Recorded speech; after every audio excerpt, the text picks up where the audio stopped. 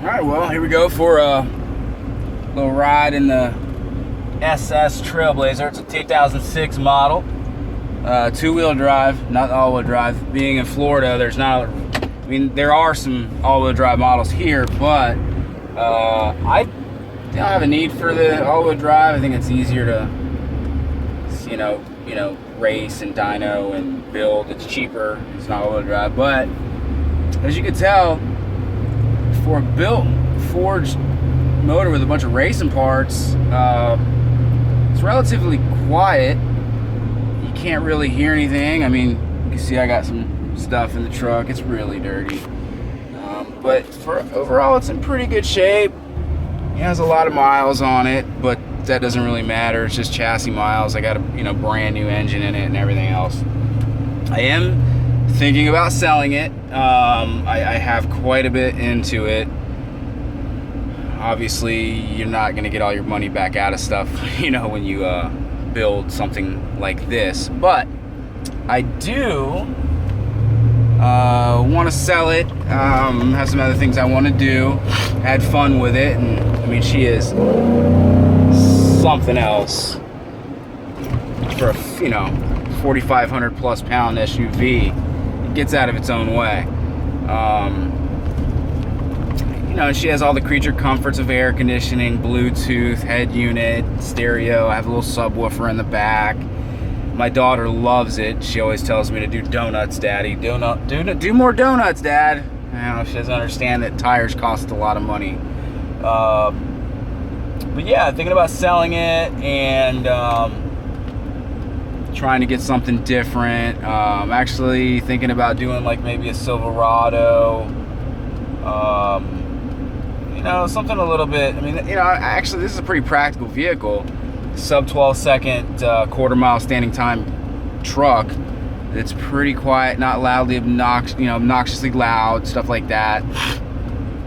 And, being that it has a cam in it, honestly, I don't really have to change my driving habits. I mean, a little bit, but for the most part, I get in it, turn it on, let it warm up for a couple minutes, get in it and go. The most expensive part about it is, the oil changes. I run the AMSOIL in it.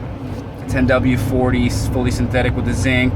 I don't need the zinc because, the flat tap, it's not a flat tap cam, but I believe that the zinc helps condition the metal, keeps, from the dry starts and stuff like that. But it is a very easy vehicle to drive. It's very comfortable. Like I said, you can throw the kids in it. You can go grocery shopping. I always have this standing joke that it's the grocery getter. Get you there and back in 10 seconds. But for the most part, I've had it for over a year. It was down for about 3 or 4 months, maybe 5 months for the build. It is broken in. It has, let's see. Well, damn it, how many miles are on it, bastard? It has, oh, I'm so stupid. I think it has like 1,400 miles or 1,500 miles on the build. Okay, it has 1,800 miles on it. Had the break-in oil in it for the first 500 miles. I think at 480 I took it out, and then ran it for another 600 miles on the next oil change, which put me at about 1,100 miles. So I'm at 700 miles or so on this AMSOIL, and everything is great.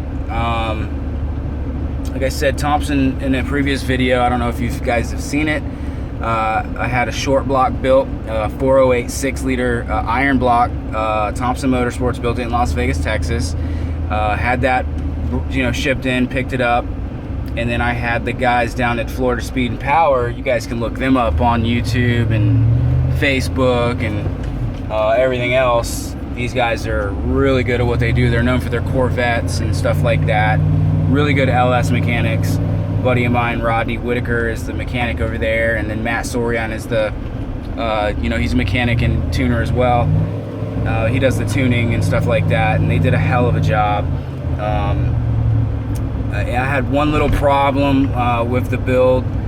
I had a rocker nut back off a little bit on the number 5 cylinder on the exhaust side valve, or spring, I should say, and they took care of it 100%. They came and picked it up. I didn't have to pay a tow truck or anything. They came and picked it up, took it, fixed it, gave it back to me, no charge. You guys are really good to deal with. I highly recommend them. So it's professionally built, and everything's tight, man. It sounds like a damn sewing machine under the hood. You can't even hear it. But yeah, you know, thinking about getting rid of it and starting with something else. So anyway, if you guys are interested or know anybody, hit me up, let me know. You can email me at colethesurveyor@outlook.com. Let me know what you think. All right, guys, have a good day.